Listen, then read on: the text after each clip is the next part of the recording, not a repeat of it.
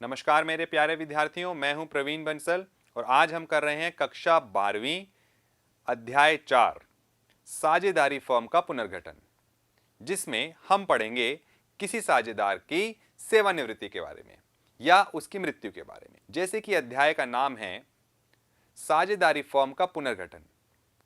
पुनर्गठन किसी साझेदार के प्रवेश के कारण भी हो सकता है, उसकी सेवानिवृत्ति के हिसाब से भी, जिसको हम रिटायरमेंट भी कह सकते हैं, या साझेदार की मृत्यु के कारण भी।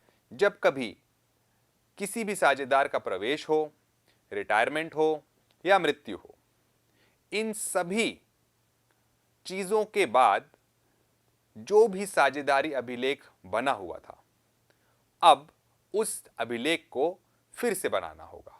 मतलब डीड को, पार्टनरशिप डीड को सभी साझेदारों को फिर से बनाना होगा। और अगर कोई पार्टनर रिटायर हो गया है, कोई साझेदार रिटायर हो गया है, तो अब जो बचे हुए साझेदार हैं अपनी नई शर्तों के हिसाब से अपनी आने वाली समय में साझेदारी फर्म को चलाते हैं।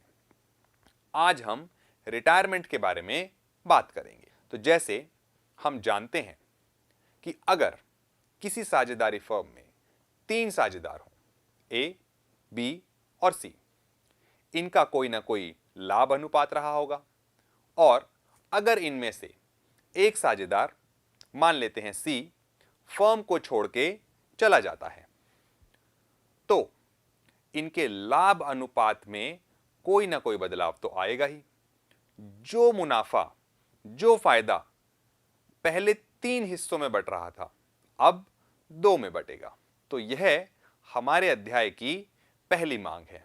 तो चलिए सीखते हैं। जैसा कि आप देख सकते हैं, आपके सामने एक प्रश्न है। मधु, नेहा, टीना लाभ का भाग 5:3:2 में बांटते हुए साझेदार हैं। इनमें से नए लाभ के अनुपात तथा अभिलाभन अनुपात के बारे में गणना करनी है। जब मधु रिटायर हो, नेहा रिटायर हो या टीना रिटायर हो, तो देखते हैं यह लाभ अनुपात के अंदर कैसे बदलाव आता है। जैसे कि मैं पहले ही चर्चा कर चुका हूं, जो लाभ पहले 3 साझेदारों में बट रहा था, अब 2 में बटेगा। तो जाहिर सी बात है कि रहने वाले साझेदार, शेष साझेदार कुछ ना कुछ अभिलाभ लेने वाले हैं। तो देखते हैं, जब मधु रिटायर हो तो क्या होगा। मधु, नेहा, टीना 5:3:2, यह उनका पुराना लाभ अनुपात है। अब मधु रिटायर हो रही हैं, सेवानिवृत्त, अर्थात अब वह अपनी सेवाएं देना बंद कर रहे हैं। तो इस तरह के सवाल में सबसे सीधी सीधी सी आपके पास बात दी हुई है कि मधु फर्म को छोड़ के जा चुकी हैं और नेहा और टीना 3:2 के लाभ अनुपात में आने वाले समय में अपने लाभ और हानि को बांटेंगे। यह हुआ इनका नया अनुपात। परंतु प्रश्न ने आपसे पूछा है कि यदि यह साझेदार कोई लाभ ले रहे हैं तो वह भी बताइए। तो चलिए उसकी गणना भी कर ली जाए। जैसे कि आप देख सकते हैं, नेहा और टीना पहले 5:3:2, मतलब अगर मैं नेहा और टीना की बात करूं तो नेहा का हिस्सा था 3/10, यह उसका पुराना हिस्सा है। और अब नए लाभ अनुपात के कारण उसका हिस्सा 3/5 है। इसी तरह से टीना का पुराना हिस्सा 2/10 है और नया हिस्सा 2/5। आप नए अनुपात में से अगर पुराना अनुपात घटा देंगे तो आप पाएंगे कि इन साझेदारों ने क्या लाभ कमाया लाभ अनुपात में। चलिए देखते हैं। नेहा 3/10 और टीना 2/10, अर्थात इनका जो अभिलाभ अनुपात निकल कर आता है वह आया 3/2। तो यहां एक बात बिल्कुल स्पष्ट हो जाती है कि यदि आपके पास कोई पुराना लाभ अनुपात हो, किसी साझेदार के फर्म में से चले जाने की बात हो, तो बचा हुआ जो अनुपात है वही अनुपात नया लाभ अनुपात होगा और अभिलाभ अनुपात भी वही होगा जिसको हमने एक उदाहरण के रूप में देखा। अब इसी तरह मैं नेहा और टीना इन दोनों के सेवानिवृत्त होने के बाद आपको अभिलाभ अनुपात भी बता सकूंगा और नया लाभ अनुपात भी। जैसे कि अब मैं चाहता हूं नेहा फर्म से रिटायर हो, तो आप मधु और टीना का नया लाभ अनुपात 5:2 बता सकते हैं और अभिलाभ अनुपात भी।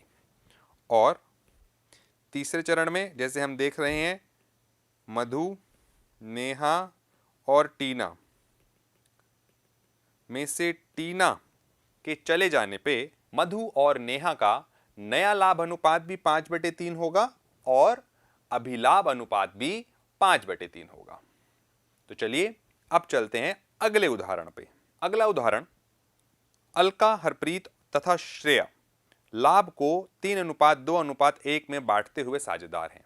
अलका, हरप्रीत और श्रेया। अलका सेवानिवृत्त होती है, अलका रिटायर हो रही है तथा उसका भाग हरप्रीत तथा श्रेया द्वारा 3:2 में ले लिया जाता है। देखिए, अलका का अनुपात 3/6 जिसको हरप्रीत और श्रेया को 3:2 में दिया जाएगा। कहने का मतलब यह हुआ, अलका के अनुपात को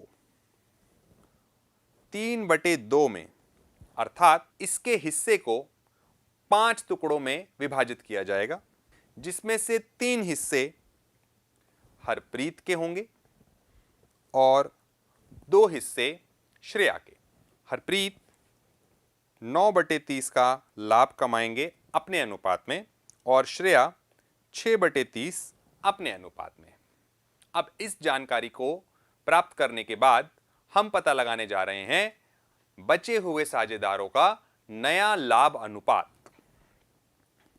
हरप्रीत और श्रेया, जैसे कि आप देख सकते हैं, पहले से 2/6 और 1/6 यह उनका पुराना लाभ अनुपात है। अब जो भी इनका अभिलाभ इनको अलका के जाने से हुआ, इनके पुराने लाभ अनुपात में जोड़ दिया जाएगा और इससे प्राप्त होने वाला अनुपात बचे हुए साझेदारों की नई फर्म का नया लाभ अनुपात होगा। हरप्रीत 19/30 और श्रेया 11/30। यह है इनका नया लाभ अनुपात और 9/6 अर्थात 3/2 यह है इनका अभिलाभ अनुपात। अब चलते हैं इसी तरह के अगले उदाहरण पर। प्रश्न कहता है, कुमार, लक्ष्य, मनोज और नरेश 3:2:1:4 अनुपात में अपने पुरानी साझेदारी फर्म चलाते हैं। अब इसमें से रिटायर होने वाले साझेदार का नाम है कुमार। पुराने लाभ अनुपात के अनुसार 3/10 के साझेदार हैं। प्रश्न के अनुसार इस 3/10 को दो पुराने साझेदार, जिनका नाम है लक्ष्य और मनोज, 3:2 में इस हिस्से को अपने पास रख रहे हैं। लक्ष्य और मनोज मतलब नरेश को जाने वाले साझेदार के हिस्से में से कोई भी लाभ नहीं होगा। लक्ष्य और मनोज जो पुराने साझेदार हैं, जाने वाले साझेदार जिनका नाम कुमार है, उनके 3/10वें हिस्से के 5 हिस्से करने वाले हैं, जिसमें से 3 हिस्से लक्ष्य रखेंगे और 2 हिस्से मनोज। यह हुआ इनका अभिलाभ अनुपात 9:6 या 3:2। अब बचे हुए साझेदार जिनका नाम है लक्ष्य, मनोज और नरेश। लक्ष्य, इनका पुराना अनुपात है 2/10, मनोज इनका पुराना अनुपात है 1/10 और नरेश इनका पुराना अनुपात है 4/10। लक्ष्य को जो लाभ हुआ वह है 9/50, मनोज को जो लाभ हुआ वह है 6/50। इनके पुराने अनुपात में इन लाभों को जोड़ने के बाद जो अनुपात हमें प्राप्त होगा वह है हमारा बचे हुए साझेदारों का नया लाभ अनुपात। लक्ष्य 19/50, मनोज 11/50 और नरेश को 5 से गुणा करना होगा ताकि वह भी इनके अनुपात में प्रकट किया जा सके। अब यह लक्ष्य, मनोज और नरेश का नया लाभ अनुपात है 19:11:20। 19:11:20। देखिए, इस प्रश्न को करने के लिए हमने एक चीज तो बहुत ध्यान से देखी कि ये जो एक बचा हुआ साझेदार है जिसका नाम है नरेश, यह किसी साझेदार के चले जाने के बाद भी किसी तरीके का अपने अनुपात में कोई लाभ नहीं पाता। इस प्रश्न को कराने की वजह आपको अगले चरण में ले जाने की तैयारी है जिसका नाम है ख्याति। जैसा कि आप जानते हैं, जब कभी 3 या ज्यादा साझेदार या 2 या ज्यादा साझेदार एक फर्म में कार्यरत हैं तो उन सभी ने उस फर्म की ख्याति को बनाया होगा, मतलब गुडविल को बनाया होगा। और अब किसी एक साझेदार के चले जाने के बाद उस ख्याति पे पुराने साझेदारों का हक हो जाएगा। अब जाने वाला साझेदार यह चाहता है कि उसके जाने पे उसको उसकी पूंजी तो वापस मिले ही और साथ में उसको ख्याति के लिए अलग से कुछ पैसा भी दिया जाए और उस पैसे को देने का जिम्मा उन साझेदारों का है जिन्होंने लाभ अनुपात में अभिलाभ को दर्ज किया है। जैसे कि इस प्रश्न से यह साफ हो रहा है कि कुमार के जाने पे लाभ अनुपात में सिर्फ और सिर्फ लक्ष्य और मनोज को ही फायदा पहुंचा है। तो कुमार के हिस्से की जो भी ख्याति है उस ख्याति का आने वाले समय में जो भी फायदा है वह लक्ष्य और मनोज को मिलने वाला है।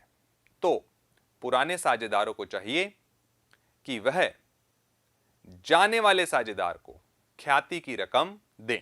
तो चलिए अब समझना शुरू करते हैं ख्याति का मूल्य और रहने वाले साझेदार और जाने वाले साझेदार, इन दोनों के बीच में ख्याति के मूल्य की क्या चर्चा होती है। ख्याति को समझने के लिए उदाहरण आपके सामने हैं। केशव, निर्मल तथा पंकज का विभाजन 4:3:2 में होता है। निर्मल सेवानिवृत्त तथा ख्याति का मूल्यांकन 72,000 रुपए किया जाता है। देखिए, केशव, निर्मल और पंकज में से निर्मल नाम का साझेदार फर्म को छोड़ के जा रहा है। अब आप देखते हैं कि इनके जाने पे, निर्मल के जाने पे ख्याति का जो मूल्यांकन किया गया वह है 72,000 रुपए। केशव तथा पंकज भविष्य के लाभों को 5:3 में करने का निर्णय लेते हैं। आपके पास इस तरह के प्रश्नों को करने के 2 तरीके हैं और प्रश्न आपसे चाहता है कि आप उन दोनों तरीकों को इसी प्रश्न में करके दिखाएं। तो चलिए पहला तरीका सीखते हैं। पहला तरीका कहता है, जब ख्याति को इसके संपूर्ण राशि से दर्शाया जाए, मतलब ख्याति को किताबों में दिखाना है, 72,000 रुपए की जो ख्याति है वह तीनों ही साझेदारों ने मिल के कमाई है और अपने पुराने लाभ अनुपात में कमाई है। ख्याति एक संपत्ति है, मतलब एसेट है, और एसेट डेबिट से बढ़ाया जाता है। तो इसके लिए प्रविष्टि ऐसे होती है, ख्याति को डेबिट किया गया और तीनों ही साझेदारों को क्रेडिट किया गया उनके पुराने लाभ अनुपात में, जो कि 4:3:2 है। 72,000 के 9 टुकड़े करे जाएंगे, अर्थात 8,000। 8,000 गुणा 4 32, 8,000 गुणा 3 24, 8,000 गुणा 2 16। ऐसा करने से आपने सभी साझेदारों को उनके हिस्से की ख्याति उनके खातों में पहुंचा दी है, जिसमें रिटायर होने वाला साझेदार भी शामिल है, जिसका नाम है निर्मल। अब निर्मल के जाने के बाद 2 साझेदार बचे हैं, जिनके नाम हैं केशव और पंकज, जिनका नया लाभ अनुपात है 5/3। अब इस 72,000 की ख्याति को जिसको आपने डेबिट करा था, आप उसको उतने ही मूल्य से क्रेडिट कर दीजिए और बचे हुए साझेदारों को डेबिट। 72,000 को 5:3 में आप बचे हुए साझेदारों को डेबिट कर दीजिए, जो 45,000 और 27,000 पाया गया। अब आप यहां पे ध्यान दीजिए, पंकज और केशव 32,000 से क्रेडिट और 45,000 से डेबिट हुए, मतलब केशव 13,000 रुपए से डेबिट हो रहे हैं। हमने केशव से 13,000 रुपए ले लिए हैं और अब जो दूसरे साझेदार बचे हैं उनका नाम है पंकज। पंकज 16,000 से क्रेडिट और 27,000 से डेबिट, इसका मतलब केशव 11,000 से डेबिट हुए। बचा हुआ एक ही साझेदार है, जो है निर्मल। निर्मल को क्रेडिट हुआ 24,000 और यह दोनों बचे हुए साझेदारों ने 13,000 और 11,000 निर्मल को दे दिए। यह हुई पहली विधि। अब हम सीखते हैं दूसरी विधि। दूसरी विधि में ख्याति के खाते का नाम नहीं लिया जाएगा और इस विधि के अनुसार आपको सिर्फ एक ही प्रविष्टि करनी है और इसके लिए आप सिर्फ एक मंत्र को याद कर लीजिए। जिस भी साझेदार को लाभ हुआ है वह हो जाएगा डेबिट और जो जाने वाला साझेदार है वह क्रेडिट कर दिया जाएगा। अब जो लाभ कमा रहा है और जो घाटा करा रहा है, इस चीज की पुष्टि कैसे हो? इस चीज की पुष्टि होगी नए अनुपात में से पुराने अनुपात को घटा करके। जैसा कि आप जानते हैं, बचे हुए साझेदारों का नाम है केशव और पंकज। केशव का नया अनुपात है 5/8, पंकज का नया अनुपात है 3/8 और उनमें से पुराने अनुपात को घटाने के बाद हमको जो अभिलाभ अनुपात प्राप्त हुआ वह है 13:11 और जाने वाला साझेदार जिसका नाम है निर्मल, उसका ख्याति का हिस्सा 72,000 में से 3/9 अर्थात 24,000 है। तो निर्मल को 24,000 रुपए मिलने चाहिए और बाकी के बचे हुए साझेदारों से यह 24,000 उनकी अभिलाभ अनुपात से निकलने चाहिए। तो देखते हैं क्या प्रविष्टि तैयार होती है। देखिए, जो बचे हुए साझेदार हैं वह इन 24,000 को 13:11 में अपने आप को डेबिट करा रहे हैं और जाने वाला साझेदार जिसका नाम है निर्मल वह हुआ क्रेडिट। दोनों ही विधि में सभी साझेदार उतने ही मूल्य से डेबिट और क्रेडिट हुए। बस विधि 2 याद रखनी है। प्रश्न जिस तरह की विधि से आपसे बात करे, आपको हल भी उसी विधि से करना है। तो विद्यार्थियों, आज के चरण में हम यही कर रहे हैं और आपसे निवेदन है कि इसी तरह के प्रश्न अपनी पाठ्य पुस्तक में से आप सभी अभ्यास करें। धन्यवाद।